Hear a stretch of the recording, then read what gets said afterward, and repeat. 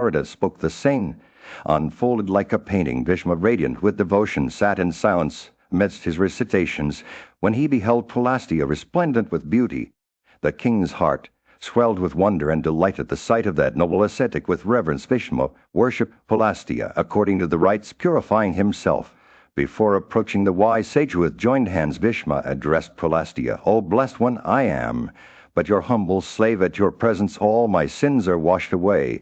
And in that moment of profound devotion, the Munai's heart overflowed with joy at beholding Bhishma emaciated by. In the realm of ancient India, where the gods and sages walked among mortals, there lived a righteous king named Bhishma, renowned for his unwavering dedication to virtue and morality. One day, as he sat in contemplation, he was approached by Pulastia, a revered sage, whose eyes could pierce through the very fabric of existence. Pulastia's gaze fell upon Bhishma with an air of deep satisfaction, acknowledging the king's remarkable humility, self-control, and unwavering adherence to truth. "You have earned my favor, O Bhishma." Pulastia said, his voice like a gentle breeze on a summer day, "I shall grant you any boon you desire." Bhishma, overwhelmed by the sage's words, felt his heart swell with gratitude. He knew that he had been blessed to behold such an exalted being, and sought to repay Pulastia's kindness in some way. "If I have earned your favor," Bhishma said, his voice trembling with reverence, "then I would like to know more about the sacred tirthas, those revered sites where the gods themselves once walked among mortals." Pulastia smiled, his eyes twinkling with delight, and began to recount the ancient lore of these sacred places. He spoke of Pushkara, a tirthas so divine that it was said to be equal in merit to the very heavens themselves. There Pulastia declared the gods, the deities, and even the rishis had once performed their most ardent devotions, earning great merit and finally attaining godhood. As Bhishma listened with rapt attention, Pulastia told him of the various merits that could be earned by visiting these sacred sites. He spoke of the blessings bestowed upon those who bathed in Pushkara's waters, who fasted for 3 nights, or who gave away gold and kind to its priests. Even a simple act, such as feeding one Brahmana, was said to bring happiness, both in this life and the next. Bhishma listened with wonder, his heart filled with an insatiable thirst for knowledge. He asked Pulastia about other sacred sites, Jambo Marga, Tendulikasrama, and Kenwazisilam, each one imbued with its own unique power to cleanse the soul of sin and grant eternal success. Pulastia continued his tale, guiding Bhishma through a series of sacred sites, each one more wondrous than the last. He spoke of Mahekala, where the sage had bathed in the tirtha called Kalhai, and Stena's tirtha Bhadravata, where the husband of Yuma was said to reside. As Pulastia finished his tale, Bhishma felt a sense of awe wash over him. He knew that he had been privileged to hear such sacred lore. And in the heart of ancient India, where the sacred rivers Saraswati and Drishadwati flowed gently, there existed a land of unparalleled sanctity, Kurukshetra. It was here that Pulastia, a revered sage, stood before King Virata and imparted the wisdom of the ages. So King Pulastia began, "This is the place where all creatures are freed from their sins. To dwell in Kurukshetra is to be freed from all transgressions. The mere dust of this sacred land carried by the wind can guide a sinful soul towards redemption." As he spoke, the king's eyes widened with wonder, and his heart swelled with devotion. Pulastia continued, "The gods, led by Brahma, the rishis, the siddhas, the charanas, the Gandharvas, the Apsaras, the Ichas, and the Nagas often congregate here at the sacred Brahmakshetra. To repair to Kurukshetra in a pious frame of mind is to obtain the fruit of the Rajeshriya and horse sacrifices." The king's face shone with eagerness. As he listened intently, next Pulastia instructed the king to proceed to the excellent region of Vishnu, where Hari, the creator of the 3 worlds, was always present, bathing there and bowing down unto Hari. Pulastia said, "One obtaineth the fruit of the horse sacrifice and repaireth to the abode of Vishnu." The king nodded his head in understanding, and a sense of reverence filled him as they journeyed on. Pulastia led the king to various sacred tirthas. Haraplava, Prithvi, Shalukanai, Sarpadavai turned to Panchananda and Ekhansa. At each site he explained how bathing and worshipping would grant the pilgrim merit and blessings of unimaginable magnitude. One of these sites was Manjavata, a spot sacred to the illustrious Than. There Pulastia told the king that residing without food for 1 night would confer the status called Ganapatiya. This Tirtha, he said, is regarded as the gate of Kurukshetra. The pilgrim should with concentrated soul walk round it as they neared the end of their journey. Pulastia brought the king to Rema for a site where the heroic Rema had once stood. It was here that Rema, filled with devotion and compassion, had dug 5 lakes and offered oblations of blood to his sires and grandsires. The Petras, gratified by Rema's regard for them, had granted him boons, that he might have pleasure again in ascetic austerities, be freed from the sin of exterminating them. In the ancient land of Varada, a great king sought the counsel of Pulastia, a wise sage who had traveled far and wide in search of sacred Tirthas. Then the great king said, Pulastia, one should proceed to the excellent Tirtha of Dharma, where the illustrious god of justice had practiced highly meritorious austerities. The king's curiosity was piqued as he listened to Pulastia's words. He asked, Where is this Tirtha located? Pulastia replied, It lies at a place where the God of justice had made it a sacred spot by his own name. The king's heart yearned for spiritual growth and liberation from the cycle of birth and death. Pulastia continued to guide the king through the realm of sacred Tirthas. He said, One should then repair to the excellent Jnanapavana, where one obtaineth the merit of the Agnishtama sacrifice. The king's eyes widened with wonder as he envisioned the divine energies that dwelled within these Tirthas. As they journeyed on, Pulastia pointed out the Sagan like Vana, a place where the celestials, with Brahma at their head, resided. There dwell the rishis endued with wealth of asceticism, the siddhas, the charanas, the gandharvas, the kinnaras, and the serpents, said Pulastia. The king's heart swelled with reverence as he imagined the majestic beings that inhabited this sacred land. Next, they came to the Tirtha called Pleksha, where the goddess Saraswati was worshipped. There should one bat in the water issuing from an anthill, said Pulastia. The king's eyes sparkled with excitement as he envisioned the cleansing power of this holy water. As they continued their journey, Pulastia revealed to the king the Eisen, and he ushered it. Tirtha, a rare and sacred spot where bathing granted the merit of giving away 1,000 kapile, a kind, and a horse sacrifice. The king's mind expanded with the possibilities that these Tirthas offered. Pulastia guided the king through the realm of sacred Tirthas, pointing out places like Sugandha Sathikam, Anchecha Trisilikata Sakambara Suvarna, Gumavata Radhavarta, Ara, Hotai, and many others. Each place was a gateway to spiritual growth, liberation from sin, and union with the divinas. They neared the end of their journey. Pulastia revealed to the king the source of the Ganges, which was like the gate of heaven. The king's heart overflowed with gratitude as he bathed in the Tirtha called Kotai, obtaining the merit of the. In the ancient land of Bharata, Pulastia, a revered sage, imparted wisdom to King Sagar on the sacred Tirthas, or pilgrimage sites that held immense spiritual significance. The king was eager to know about the various Tirthas and their benefits. Pulastia began by telling the king about Samvdya, an excellent Tirtha, where one could attain knowledge by bathing in its waters. This Tirtha was said to have been created by Rema's energy, and those who visited it would gain the merit of giving away gold in abundance. The next stop was Laodia, a place where one could acquire the merit of the horse sacrifice by fasting for 3 nights. As they continued their journey, Pulastia spoke about Keratoya, where bathing and fasting for 3 nights granted the merit of the horse sacrifice. He also mentioned that visiting the spot where the Ganga mingled with the sea would reap 10 times the merit of the horse sacrifice. On the opposite bank of the Ganga one could bathe and reside for 3 nights to be cleansed from all sins. The sage then guided the king to the Veteranite Tirtha, capable of destroying every sin. At Vairaja, a person would shine like the moon, sanctifying their race and rescuing them from suffering. Bathing in Vairaja also granted the merit of giving away 1,000 kin. Next, Pulastia spoke about the confluence of the Sona and Jyotirtha rivers, where one could offer oblations to the gods and Pitras, gaining the merit of the Agnishtama sacrifice. Touching the waters of Vasagoma would grant the merit of the horse sacrifices. They journeyed on. Pulastia mentioned Rishabhat in Kozal, a place where one could fast for 3 nights to earn the merit of the Vajapaya sacrifice and gift of 1,000 kine.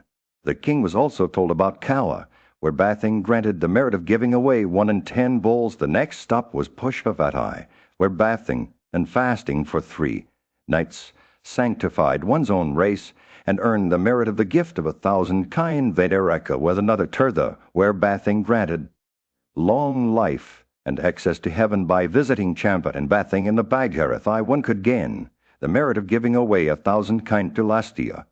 Then guided, the king to Leipzig, graced by the presence of the Pious, where staying for 12 nights, cleansed one's soul from all sins at Gaiatrite celebrated over the 3 worlds, staying for 3 nights granted. The merit of giving away 1,000 kine, a strange phenomenon occurred there. Brahmanas who recited the Gayatri hymn there would have rhythmic and musical recitation. In the midst of the dense forest of Kimika king, Yudhishthira sat in contemplation with his wise advisor Dharmiya, who was as venerable as the great sage Agastya. The king's thoughts were consumed by the daunting task at hand to acquire the celestial weapons necessary to vanquish their enemies and bring peace to the kingdom. As he pondered, Yudhishthira recalled his brother's counsel and the wise words of Narada, who had always spoken of Arjuna's prowess as being akin to that of the great god Vishnu. The king knew that Arjuna, along with his charioteer Krishna, was no ordinary warrior. He remembered the many battles they had fought together, their unyielding determination and unwavering courage in the face of danger. But Yudhishthira's thoughts were also troubled by the thought of Karna, a formidable warrior from the Sutta caste whose strength and skill with celestial weapons were rivaled only by that of the great god Indra himself. He knew that Karna would stop at nothing to destroy their army, leaving no quarter or mercy for anyone in his path. As he reflected on these grave concerns, Yudhishthira's eyes turned to Dharmiya, who sat silently beside him, listening intently to the king's thoughts. "A wise one, Yudhishthira," said his voice heavy with concern, "I have sent Arjuna on a mission to Indra, the lord of the gods, to obtain the celestial weapons that will give us the strength we need to defeat our enemies." Dharmiya listened attentively as Yudhishthira continued, "But even with Arjuna's return, I fear for our safety. Karna is a force to be reckoned with, and his very presence on the battlefield seems to strike terror into the hearts of all who oppose him." The king paused, collecting his thoughts. Before speaking again, "I know that Bhishma and Drona are mighty warriors of the Tirathas in their own right, and Kripa and the son of Drona are invincible, installed by Dhritarashtra's son as commanders of his army, but even they would not be able to withstand Arjuna's might armed with celestial weapons." Yudhishthira's eyes seemed to cloud over as he thought of the many battles that lay ahead. "I fear for our safety in this forest," he said finally, "and I wish to find a new place where we can stay until Arjuna returns. Tell me, wise Dharmiya, is there another wood nearby that is sacred and delightful with food and fruits, a plenty of place where men of good character dwell?" Dharmiya listened attentively, his eyes never leaving the king's face as he nodded. As Vaisapana stood before the Pandavas, he beheld their troubled faces, their eyes clouded with anxiety and despair. He knew that they were beset by sorrow, their spirits crushed by the weight of their exile. Dharmiya, a sage who resembled the great Vryaspati in wisdom and stature, stepped forward to offer them solace. "Yudhishthira, son of Pandu," he began, his voice gentle but firm, "listen to me as I speak of sacred asylums and regions that are revered by Brahmanas. These places hold the power to lift your spirits, to ease your suffering, and to bring you merit in abundance." Dharmiya's words were like a balm to their souls, soothing their wounds and reviving their hope. He began with the eastern quarter, where the celestial rishis had designated Naimisha as a place of great sanctity. "There," he said, "lies the sacred Gomataya, adored by the gods themselves, and the sacrificial region of the divine Surya. The hill of Gaya is also there, revered by royal ascetics for its beauty and its power to purify." As Dharmiya spoke, his words wove a tapestry of wonder and awe around the Pandavas. He told them of the auspicious lake called Brahmasura, where one's ancestors would be freed from their earthly bonds if only one son among many visited this sacred place and performed the horse sacrifice or gave away an animal to feed the Pitris. The sage continued his journey through the eastern quarter, pointing out the great river Phalu, whose waters were said to wash away all sins. He spoke of the Kazakai, where Viswamitra had acquired Brahmanahood after a lifetime of asceticism, and the sacred Ganga, which Bhagirath had celebrated with countless sacrifices. As Dharmiya's narrative unfolded, the Pandavas found themselves transported to far-off lands, their hearts filled with wonder at the wonders he described. They'd heard of Atpala, where Viswamitra had performed sacrifices with his son; Himeka, where Indra had quaffed some juice with the great sage; and Prayaga, the confluence of Ganga and Yamuna, where the grandsire himself had performed a sacrifice. Finally, Dharmiya spoke of Agastya's asylum, Tapasa, and the high Tirtha called Hyrnavinda on the Kalanjara hills. He told them of the mountain Mahendra, sacred to Rama of the Purayu race, where the grandsire had performed sacrifices in days gone by as Dhamya finished his recitation. The Pandavas felt their spirits lift their hearts, filled with hope and gratitude for the sage's words. They knew the sun was setting over the land as Dhamya continued to narrate the sacred Tirthas of the south to King Yudhishthira. Listen, O Parada. He set his voice, filled with reverence. I shall now tell you in detail about the holy rivers and forests that lie in this quarter. As Dhamya spoke, the king's eyes grew wide with wonder. He had always been fascinated by the stories of the ancient sages who had lived and meditated in these sacred places in this region. Dhamya began lies. The sacred river Godavari, full of water and abounding in groves and frequented by ascetics. Its banks are lined with trees that whisper secrets to each other in the wind. The king's imagination was transported to a place of tranquility and peace. As Dhamya continued his tale, in this direction also are the rivers Vana and Bimarathai, both capable of destroying sin and fear. He said, their waters are home to countless birds and deer, and their banks are graced with abodes of ascetics who have dedicated their lives to spiritual pursuits. As Dhamya spoke of the river, Payashai's voice took on a note of awe. This is the Tirtha, the royal ascetic Nriga. He said, is a place of great merit and sacredness, where the illustrious Markandeya once sang the praises in verse of King Nriga's line. The king listened intently as Dhamya recounted the story of Indra becoming intoxicated with Sana during Nriga's sacrifice at Varaha. On the Payashid, Dhamya's eyes shone with reverence. As he spoke of the power of the Payashai, the water of this river, he said, can cleanse a person from whatever sins they may commit till the day of their death. He paused for a moment before continuing, his voice filled with wonder. In this Tirtha is an image of Mahadeva beholding, which a mortal goes to the region of Siva as the sun dipped below the horizon. Dhamya's tale turned to other sacred places in the south. He spoke of the mountain Varanasratesa and its wood of Mathura, abounding in fruits and roots. He told of the many woody retreats of ascetics that lay near the Pravnai and the Asylum of Kamwa. King listened with rapt attention as Dhamya's voice wove a tapestry of sacred tales and places. And then, O child, he said, his eyes shining with devotion, there is the Tirtha called Sirparika, where Jamadagni had built 2 sacrificial platforms. He spoke of the Kumaras Tirtha, which was a place of great merit for the Pand. In the land of the Anartas, where the sun dipped into the horizon, Dhamya began to recount the sacred spots that held immense merit. He addressed Yudhishthira, the king of the Kuras, with reverence, and all Bharata. Dhamya said, there lies a region on the west where the majestic river Narmada flows gently, its banks adorned with prying when mango trees, their canes swing in the breeze. This sacred river is revered by all the gods, including the grandsire, as well as the Siddhas, Rishis, and Charanas. They come to bathe in its waters, seeking purification and spiritual growth. As Dhamya spoke, his eyes sparkled with reverence for the ancient lore he was about to share. He told of the sacred asylum of Munai Visravas, where Kuvara, the Lord of Treasures, had been born, surrounded by men who served as his vehicles. The king's curiosity was piqued, and he leaned forward, eager to hear more. Dhamya continued on the Vaidurya, peak, a majestic hill resplendent with green trees bearing fruit and flowers. There is a sacred tank adorned with full-blown lotus. The gods and Gandharvas come here to bathe in its waters, seeking solace and renewal. Many wonders lie hidden within this mountain, which resembles heaven itself, visited by celestial rishis. The king's eyes widened as Dhamya described the sacred river Viswanatra, belonging to the royal sage of that name. This river was said to abound with many sacred Tirthas where pilgrims could seek blessings and spiritual growth. Yudhishthira remembered the story of Yetai, who had fallen from heaven among the virtuous, but later regained his place in the eternal regions. Dhamya's words wove a tapestry of sacred sights, each one more breathtaking than the last. He spoke of the well-known Lake Panya, the mountain Menaka, and Asita, which abounded with fruits and roots. The king's mind was filled with wonder as he listened to Dhamya's descriptions. As they stood on the banks of the sacred river, Dhamya revealed that this was a place where men could attain ascetic success without severe austerities. He spoke of the region called Jembuarga, inhabited by birds and deer, which served as a retreat for ascetics with controlled souls.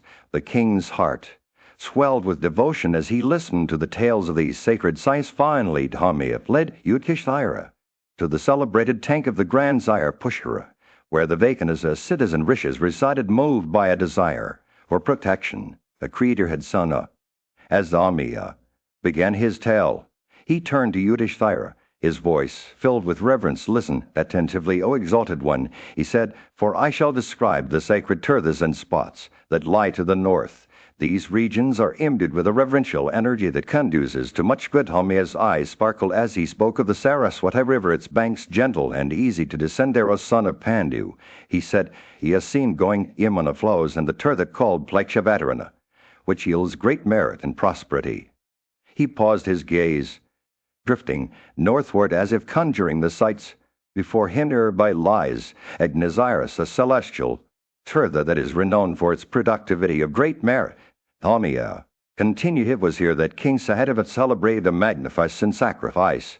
Measuring out the ground with a single throw of the Samya, his voice rose in excitement as he recited the verse sung by Indra himself. Sahadeva sacrifice, like a mountain towering above all else, brought joy to the gods and Brahmanas. Like Dhammiya's words painted vivid pictures of the past.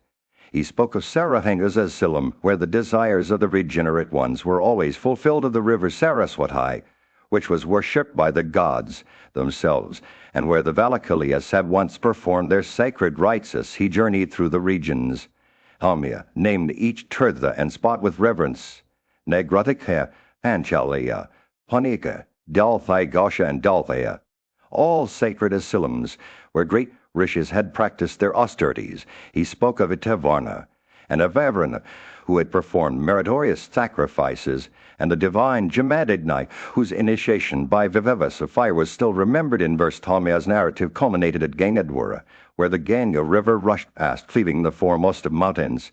This spot is frequented by Gandharvas and Yakshas, he said, his voice filled with awe, and inhabited by hunters. And Kinnaras nearby lay Vedaraya, a highly meritorious Stasilam, famous over the three worlds. As Dhammiya's tale drew to its close, Yudhishthira listened intently. He knew that in these sacred spots the divine Narayana resided, the supreme soul merit incarnate, and the greatest of all tirthas. In that spot, Dhammiya said, his voice barely above the whisper, dwelleth the slayer of Madhu, that primeval deity and mighty. The sun was setting over the forest, casting a warm orange glow over the assembly gathered around Dhammiya. The sage's words were like a gentle breeze on a summer day, soothing and calming to the Pandavas' weary souls. As he spoke, a rustling in the underbrush announced the arrival of Lomasa, a wise and powerful rishi from a far-off land. Lomasa's presence was like a burst of energy, illuminating the gathering with his radiant aura. The king, Yudhishthira, rose to greet him, his eyes shining with curiosity. Tell us, O illustrious one, he asked, what brings you to our humble abode? Lomasa's response was like a sweet melody filling the air with its gentle cadence. I have traveled far and wide, O Konkya, he said, and have walked among the gods themselves. I saw your brother Arjuna seated beside Indra on his throne, wielding the bow with his left hand. The Lord of the Celestials himself told me to come to you to share a message from the heavens. Yudhishthira's eyes widened in amazement as Lomasa continued. Arjuna has acquired the Brahmasira, that fearsome weapon forged by Rudra's own hand. He has also mastered celestial music and dance, and has learned the secrets of the Gandharva Vidya from Vishwavasa's son himself. The assembly listened in awe as Lomasa spoke of Arjuna's prowess. But there is more, Lomasa said, his voice taking on a serious tone. Indra commands me to tell you that your brother will soon return armed with the power to accomplish deeds beyond mortal men. Meanwhile, I counsel you to devote yourselves to asceticism, to tap into the limitless potential within yourselves. Yudhishthira nodded in understanding, his eyes fixed on Lomasa's wise face. Lomasa's words were like a gentle rain, nourishing the Pandavas' souls with their wisdom. He spoke of Karna, that mighty warrior, and Arjuna's own prowess in battle. Fear not Karna, he said, for your brother will triumph over him when the time comes. The assembly listened in rapt attention as Lomasa concluded his message. Remember, O Yudhishthira, he said, his voice carrying on the breeze, that asceticism is the greatest of all paths. It is through self-disciplining that we achieve true greatness. And when you set out on your pilgrimage to tirthas, I will be with you every step of the way. The assembly nodded in agreement, their hearts filled with a newfound sense of purpose and determination. The sun was setting over the kingdom, casting a warm orange glow over the bustling streets. Lomasa, a wise and revered sage, stood before Yudhishthira, the eldest son of Pandu, and began to speak in a voice that carried the weight of ancient wisdom. Listen now, O Yudhishthira. Lomasa said, his eyes shining with a deep understanding, Dhananjaya, "Your brother Arjuna has spoken to me about you. He says that you must attend to the practice of virtue, which leads to prosperity. You are endowed with wealth and asceticism, and you possess the highest morality and a deep understanding of the eternal duties of King Somasa." Pause. Surveying Yudhishthira's face with a discerning gaze, Arjuna also spoke about visiting the sacred tirthas where one can wash away the stains of sin and attain great merit. He asked me to persuade you to join him on this journey to visit all the tirthas that I protect and to watch over you from harm. Yudhishthira's eyes widened with excitement as he listened to Lomasa's words. He had always been drawn to the idea of visiting the sacred sites, and now Arjuna's request had given him a new sense of purpose. He am so overwhelmed with delight. "Yudhishthira," exclaimed his voice trembling with emotion, "who can be more fortunate than he who is remembered by the Lord of the Celestials? Who can be more fortunate than he who has Dhananjaya for a brother and Vasava himself?" Thinking of him, Lomasa smiled, his eyes twinkling with pleasure. "Your mind had already been made up at the words of Dharmiya," he said, "and now you have made it firm to start on this journey to the tirthas. I shall appoint an hour for our departure, and we will set out together." As Lomasa spoke, Yudhishthira's resolve hardened into determination. He knew that this journey would be a test of his strength and endurance, but he was ready to face whatever challenges lay ahead. The next morning, as the sun rose over the kingdom, Lomasa stood before Yudhishthira. "Once again, be light as regards your retinue," he said. "By this, you will be able to go more easily." Yudhishthira nodded thoughtfully, and then his face set in a resolute expression. "Let those mendicants and brahmanas and yogis who are incapable of bearing hunger and thirst, the fatigues of travel and toil, and the severity of winter desist," he said. "Let them return to their homes, for I will not burden them with my journey." As Yudhishthira spoke, a group of The sun was setting over the forest, casting a warm orange glow on the trees as Vasampayana stood before King Yudhishthira. The king's Brahmin friends had gathered around him, their eyes shining with excitement and anticipation. "Your Majesty," they said in unison, "we have heard that you are about to embark on a great pilgrimage to the sacred tirthas. We beg of you, take us with you without your protection. We fear for our safety as we travel through treacherous lands infested by beasts." And Rakshasa Yudhishthira's heart swelled with compassion as he looked at his friends. He knew that they were right. The tirthas were indeed perilous places. But with his brothers and Rishi Lomasa by their side, he felt confident in their ability to protect them. "Let it be so," Yudhishthira said, finally, a smile spreading across his face. "We will take you with us on this journey with your permission, Rishi Lomasa." We will set out together. As they prepared to depart, the king's brothers, Bhima, Arjuna, Nakula, and Sahadeva, gathered around him, their faces filled with excitement and anticipation. Drupada's daughter Draupadi stood by Yudhishthira's side, her eyes shining with devotion. Just as they were about to set out, a group of revered sages arrived at the forest clearing. Vana Parva and Narada, all wise men of great renown, had come to visit the king and his brothers. They were greeted with due reverence and respect by Yudhishthira, who worshipped them with offerings and prayers. The sages spoke words of wisdom to the king and his brothers, reminding them that true purification came not from external rituals, but from a pure heart. "Purify your minds," they said, "and harbor only friendly feelings for all. Then and only then will you behold the tirthas in their full glory." With the sages' blessings, the Pandavas prepared to set out on their journey. They performed propitiatory ceremonies with the rishis, seeking their protection and guidance as they embarked on the sacred pilgrimages. The sun rose over the forest. Yudhishthira led his companions out of Kamake, accompanied by Lomasa, Dharmiya, and a host of other ascetics. They set off towards the east, dressed in simple bark garments, their matted locks adorned with flowers, and armed with swords and quivers. The sound of drums and cymbals echoed through the forest as they departed, a procession of heroes and sages bound for the sacred tirthas, seeking to purify their souls and earn the blessings of the divine. As Yudhishthira sat in contemplation, his eyes cast down in sorrow, he turned to Lomasa, "A revered sage of celestial descent, a wise one," he said, his voice trembling with emotion. "I do not think myself unworthy or lacking in merits. Yet I am consumed by an unrelenting grief that seems to have no end. It is as if the world itself has turned against me. But why, I ask you, O Lomasa, do those who are devoid of good qualities and morality prosper in this world? Lomasa's eyes, filled with ancient wisdom, gazed upon Yudhishthira. Grieve, not noble kin, he said gently, for it is a common sight to behold men thriving through their own sinful deeds, gaining prosperity from the very acts that bring them shame. But mark this well, destruction, like an unseen force, waits at the roots of every such endeavor. As Lomasa spoke his words, wove a tale of ages past, when the gods and Nezuras had walked the earth in the righteous age of yore. He said, the gods practiced virtue, while the Azuras abandoned it. The gods visited the sacred Trithas, seeking purification, but the Azuras shunned them, lost to their own pride, and from this pride a chain of vices unfolded. Vanity begat wrath, and from that arose every manner of evil. Lomasa's eyes seemed to hold 1,000 years of experience. As he continued his tale, the Azuras, consumed by shamelessness and devoid of virtues, were forsaken by forgiveness, prosperity, and morality itself. And when the Daidaeus and Danavas, blinded by pride, fell prey to adversity, Kali, that dark force, sought to claim them. Overwhelmed with vanity, destitute of rites and sacrifices, their hearts full of empty boasts, destruction soon overtook them. As Lomasa paused, a somber silence fell upon the gathering. Then he spoke again, his voice filled with hope. But, O son of Kunti, there is another path to follow. The gods who practiced virtue and visited the sacred waters cleansed themselves of all sins through ascetic penances, sacrifices, gifts, and blessings.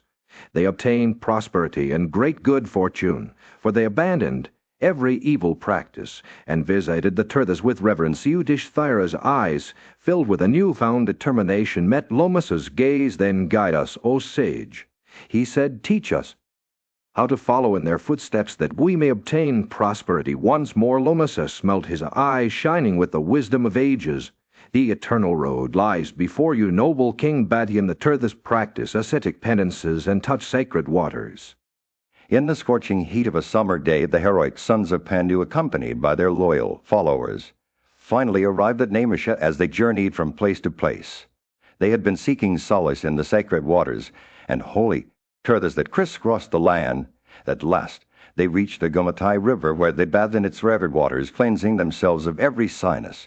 They emerged from their ablutions. The Pandavas gave away both kine and wealth to the Brahmanas who had accompanied them on their journey. The brothers then offered oblations of water to the gods Pitras and Brahmanas in the Trithas called Kenya Aswine Go.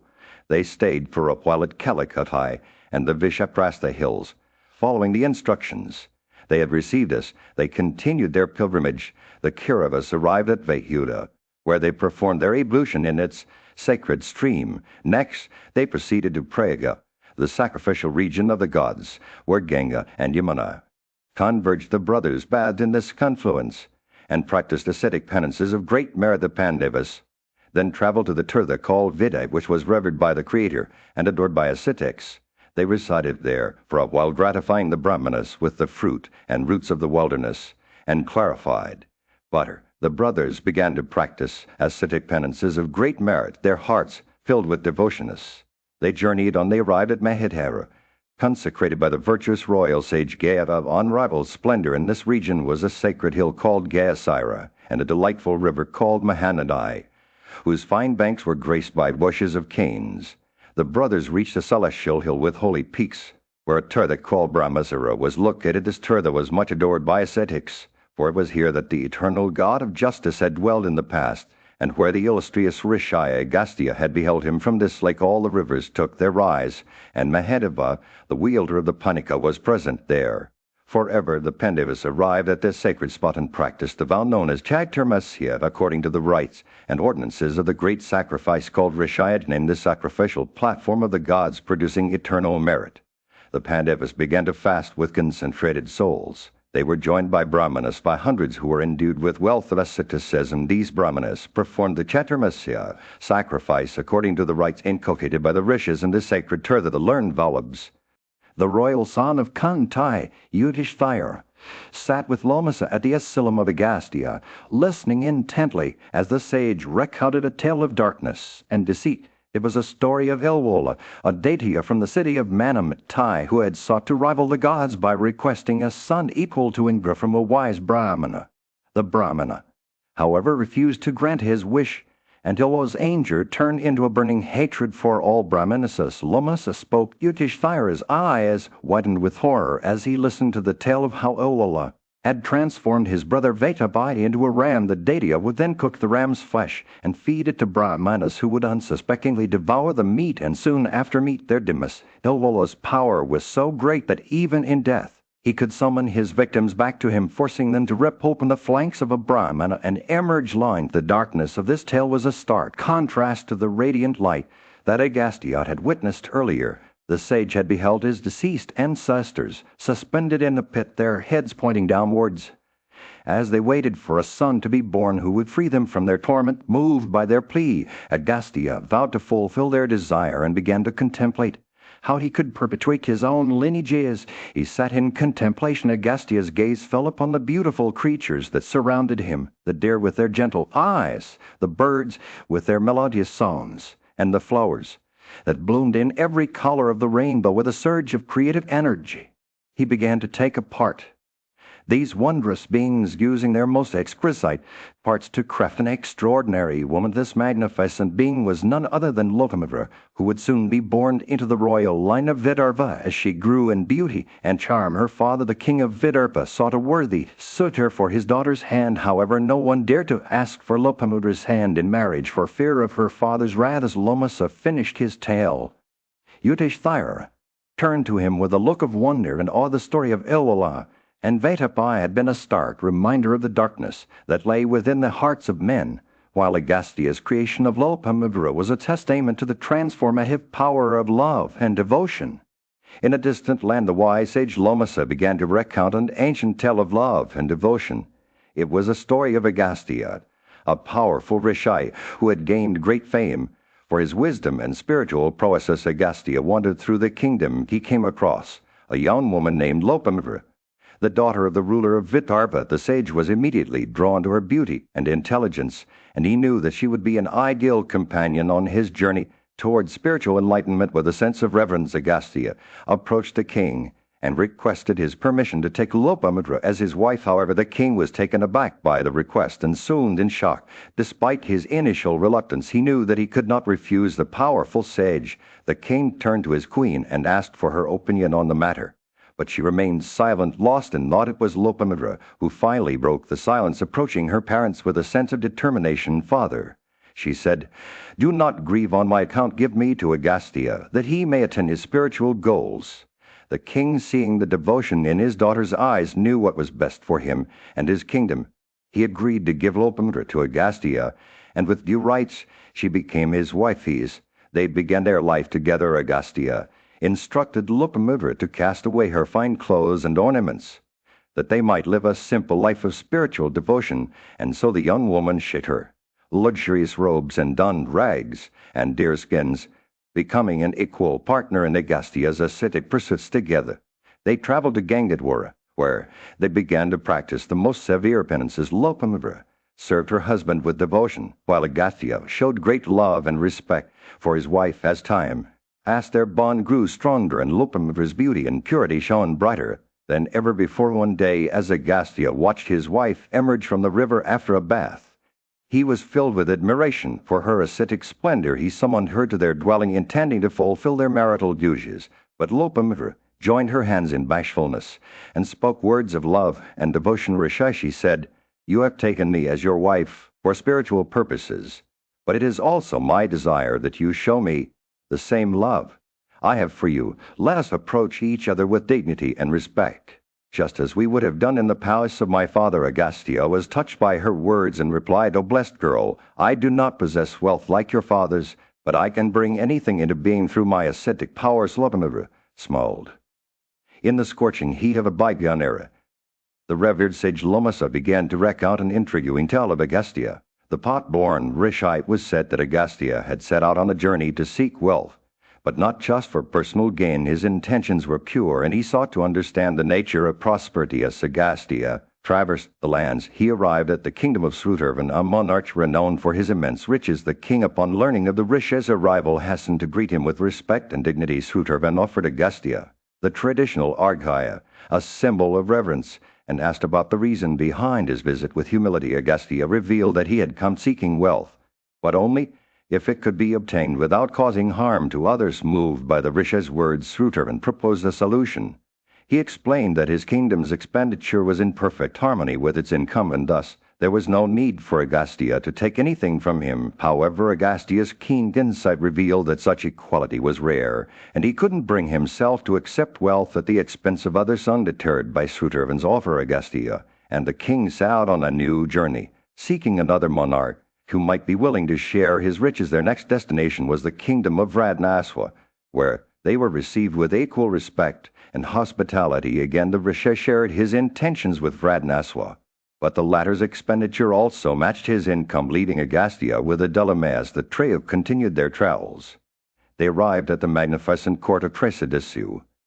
The mighty king of Ikshika's lineage, the high-souled monarch, welcomed them warmly and inquired about their purpose with sincerity. Agastya revealed that they had come seeking wealth, but only if it could be obtained without causing harm to others. Tresidessu, however, presented a similar situation as his predecessors. His kingdom's expenditure was in perfect balance with its income, leaving Agastya with the same conundrum. The Rishi realized that taking anything from Tresidessu would result in injury to all creatures, as the four monarchs, Srutarvan, Radnaswa, Tresidessu, and Ilwa, looked at one another. They collectively suggested a new course of action. They proposed that Agastya and his companions visit Ilwola, a Danava known for his immense wealth. It was said that Ilwola possessed riches beyond measure, and perhaps he would be willing to share some of it with the Rishi's suggestion seemed proper to all parties involved, and thus they set out together towards the kingdom of Ilwola, ready to face whatever lay ahead in their quest. In the realm of ancient India, a legendary tale unfolded like a rich tapestry. It began with Lomasa, a wise and revered storyteller who spoke of the great sage Agastya. When Ilwola, the prince of Azures, learned of Agastya's arrival at his domain's borders, he welcomed him with open arms. The mighty Azure Vaiapai had transformed into a ram to serve as the main course for their feast. As they sat down to dine, Agastya and the royal sages were struck by the sight of Vaiapai, now in the form of a succulent ram. However, their sadness was short-lived, for Agastya reassured them that he would eat the Azure with a smile. Ilwola began to distribute the food, and Agastya devoured the entire ram. As the dinner concluded, Ilwola called out to his brother Vaiapai, but only air escaped from Agastya's stomach, accompanied by a thunderous sound reminiscent of the roars of clouds. Ilwola, crestfallen, asked Agastya why they had come and what he desired in return for the wealth he possessed. Agastya, still smiling, revealed his intentions to acquire wealth without harming others. He proposed that Ilwola gift each of the visiting kings 10,000 cattle and as many gold coins, while offering him twice as much, including a golden chariot and 2 swift horses. Ilwola, realizing his car was indeed made of gold, reluctantly agreed to part with it. With the wealth in hand, Agastya's wife Lopamudra expressed her desire for a child who would possess great energy. Agastya, pleased with her devotion, proposed that she choose from 4 options, having 1,000 sons, a century of sons, each equal to 10 sons, equal to 100, or a single son who could vanquish 1,000. Lopamudra chose the latter, and soon after Agastya retired into the forest. As he departed, the fetus within Lopamudra began to grow at an incredible rate, developing over 7 years before emerging as the brilliant sage Dhritasyu. This prodigious child was born with a deep understanding of the Vedas, Upanishads, and Angas, and his father Agastya was overjoyed. Dhritasyu's arrival marked the beginning of a new era for Agastya's family. As he grew, the young sage would carry loads of sacrificial fuel into his father's asylum, earning him the nickname Atmabhai, carrier of sacrificial wood. The Munai, witnessing his son's exceptional virtues, felt immense pride. Thus, Agastya's ancestors finally obtained the regions they desired, and this sacred site became known as the Asylum of Agastya, the Bhagirathi River born from Mahade. In the midst of a grand assembly, Yukishthira, the wise and just king, turned to the venerable sage Lomasa with a curious gaze. "O best of regenerate ones," he said, "I desire again to hear of the achievements in detail of Agastya." That illustrious Rishi, endued with great intelligence, Lomasa's eyes sparkled as he began to recount the tale of Agastya's prowess. "Listen now, O king, to the excellent and wonderful history of Agastya," he said. "In a bygone era, During the Credit Age, there existed certain tribes of fire Danavas known as Kalakyas who were invincible in battle. These formidable foes under the leadership of Vritra pursued the Celestials with Indra at their head, wreaking havoc across the land. The gods gathered together, resolved to vanquish Vritra and put an end to his evil deeds. They approached Brahma, the creator who sat in contemplation. Surrounded by the celestial energies of the universe, Parameshthaya addressed them all. Lomasa continued and said, "Everything is known to me, ye gods, about what ye seek. I shall indicate now the means by which ye may slay Vritra." Brahma revealed that there existed a great rishi named Dadikya who possessed extraordinary wisdom and power. He instructed the gods to seek out Dadikya and request his assistance, desirous as ye are of victory. Brahma said, "Go ye all together unto him, and tell him, for the good of the three worlds, give us the bones, renouncing his body. He will give you his bonus." The gods hastened to the asylum of Dadikya, which was situated on the banks of the sacred river Saraswati. As they approached, they were struck by its serene beauty, a heaven teeming with life, where bees sang hymns and male crocodiles trilled their sweet melodies. Buffaloes, boars, deer, and chamaras roamed freely, while elephants played in the waters, and lions and tigers lounged in the shady. Upon entering the asylum, they beheld Dadikya himself, radiant with splendor like the sun or Brahma incarnate. The gods saluted his feet and begged for his help as instructed by Brahma with a benevolent heart. Dadikya consented to their request, saying, "I will do what is for your benefit. I will even renounce this body of mine, myself." With these words, the great rishi surrendered his life, leaving behind his mortal form. The gods took possession of his bones and with joyous hearts presented them to Twashri, the celestial artificer, with reverence and care. Twashri constructed from those sacred bones. The gods and goddesses of the celestial realm were in a state of great distress. Vritra, the mighty Azure, had taken control of both heaven and earth, and his powerful army of Kalakyas guarded him on all sides. The air was thick with tension as Indra, the king of the gods, prepared to face this formidable foe. Lomas, a wise sage, watched from afar. He described the scene unfolding before him. Armed with the mighty Vajra and supported by powerful celestials, Indra approached Vritra's stronghold, where the Kalakyas stood like towering mountains. Their weapons raised high. The clash of swords and scimitars echoed through the air as the gods and Danavas engaged in a fierce battle. The encounter was short-lived, but intense, with heads rolling from the firmament to the earth like ripe fruits falling from the palmyra hound tree. The Kalakyas, clad in golden mailed and wielding iron-mounted bludgeons, charged forward like raging mountains on fire. The gods, unable to withstand the shock of this onslaught, fled in terror. Purandara, Indra's thousand-eyed self, was deeply dejected as he beheld his comrades fleeing from fear. He turned to Narayana, the eternal Vishnu, seeking refuge, and Solace. Vishnu, observing Indra's distress, imparted a portion of his own energy to the king of the gods, enhancing his might with this newfound strength.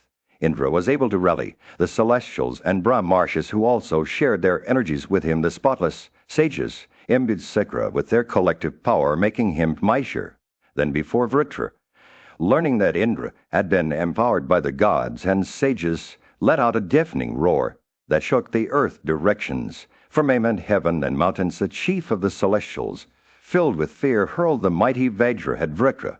The Azure, clad in gold and garlands, fell headlong to the ground like the great mountain Mandara, which Vishnu had once hurled from his hands. The Vritra was slain. Indra, Aniket, and fled, thinking that the Vajra itself had not been hurled by him. However, the celestials and Brahmarshis rejoiced at the news of Vritra's demise, chanting Indra's praises in jubilation. They then set out to vanquish the remaining Danavas, who were dejected and fleeing in terror. The Asuras, however, did not give up easily. They retreated to the depths of the sea, where they conspired against the three worlds. The wise among them proposed various courses of action, each according to their judgment. Eventually, they arrived at a dreadful resolution to destroy all persons possessed of knowledge and ascetic virtue. For, in the depths of time, when the universe was at its most turbulent, the Kalakyas, a tribe of deities, hatched a sinister plan to destroy all that existed. Led by their fearless warriors, they sought refuge in the abode of Varuna, the god of the unseen, where they began their nefarious operations. As night descended upon the world, the Kalakyas emerged from the shadows, their anger and hunger for destruction driving them forward. They stalked through the sacred grooves and asylums of the rishis, seeking out the munis who dwelled there. The air was filled with the scent of fear as the Kalikias devoured the Brahmins. They encountered, leaving behind a trail of death and despair in the asylum of Vasistha. They slaughtered the Brahmanas along with 9 other ascetics who had dedicated their lives to spiritual pursuits at Shavana's hermitage. They consumed a century of Brahmakaras who lived on fruit and roots alone. The Kalikias' brutality knew no bounds as they pillaged the retreats of Bharadwajat and other rishis, slaughtering numerous Brahmanas in their Vakias. The night wore on the darkness, seemed to grow thicker like a palpable entity that clung to every surface. The earth itself appeared to be scorched by the horrors that unfolded beneath its surface. Heaps of bones littered the ground, while broken jars and shattered ladles for pouring libations lay scattered about. Their sacred fires extinguished. The universe was thrown into chaos as men began to perish in droves. Fear gripped every heart, and people fled in all directions, seeking refuge from the terror that had descended upon them. Some took shelter in caverns, while others hid behind mountain streams and springs. Many, unable to bear the weight of their fears, succumbed to death itself as the world teetered on the brink of collapse. The gods gathered together with Indra at their helm.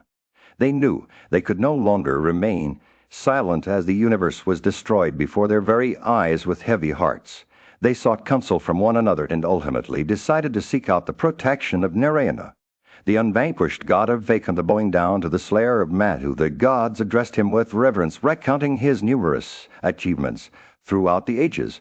They reminded him of his role as creator, protector, and destroyer of the universe, and begged for his aid in this time of great need, O Lord. They implored, "Thou art our refuge, our Savior, from this terrible fear that threatens to consume us all." In the realm of the gods, a dire situation had unfolded. The celestials gathered before Vishnu, their Lord and protector, to share with him a grave concern. Through your favor, they said, all beings on earth increase and prosper. They offer sacrifices to us and honor their ancestors' names. But now a calamity has befallen. The people, Brahmanas, are being killed in the dead of night, and we don't know who is behind it. Vishnu listened attentively to the god's plea.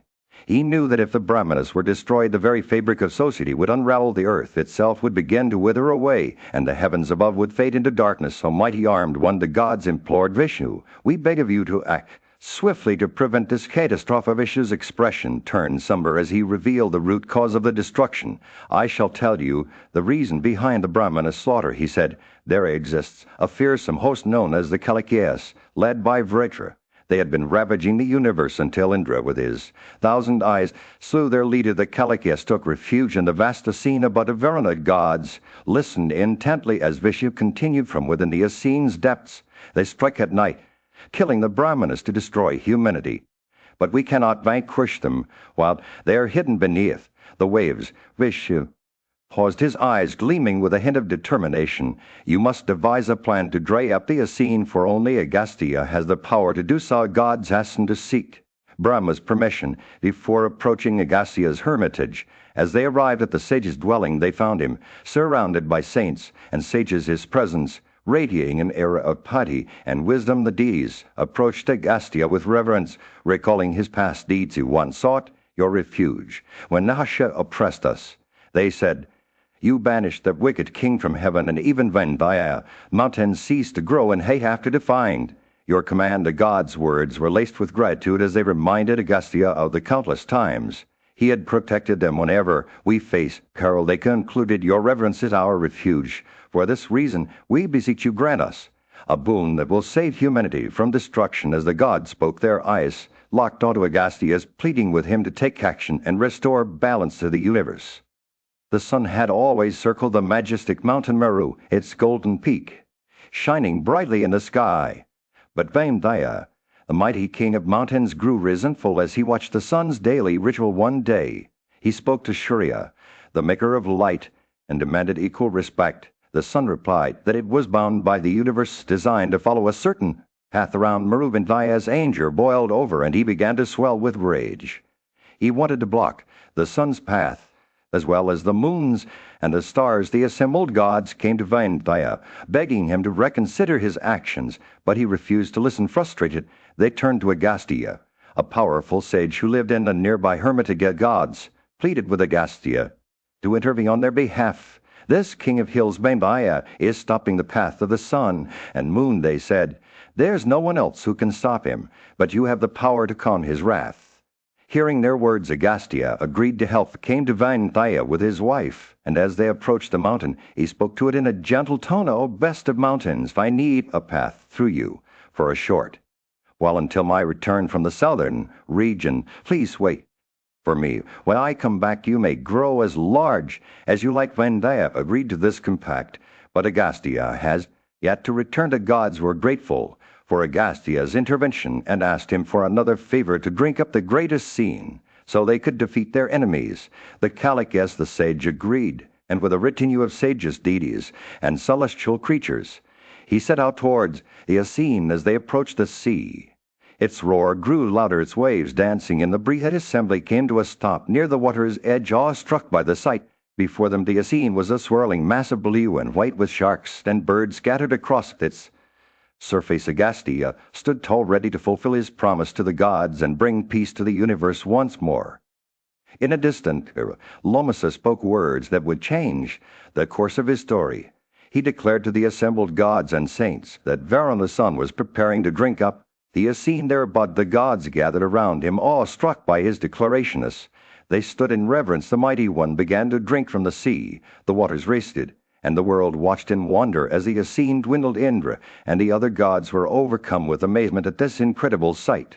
They praised Varala's son for his power, calling him their protector, providence, and creator of the worlds. As the celestial music began to play, showering blossoms upon the mighty one, he continued to drink from the Essene. The gods glorified him, further acknowledging that without his favor the universe would be doomed. Their words echoed through the heavens as they witnessed the sea's waters disappearing before their eyes. The host of gods was ecstatic at this turn of events. They grasped their celestial weapons and charged forward with great courage.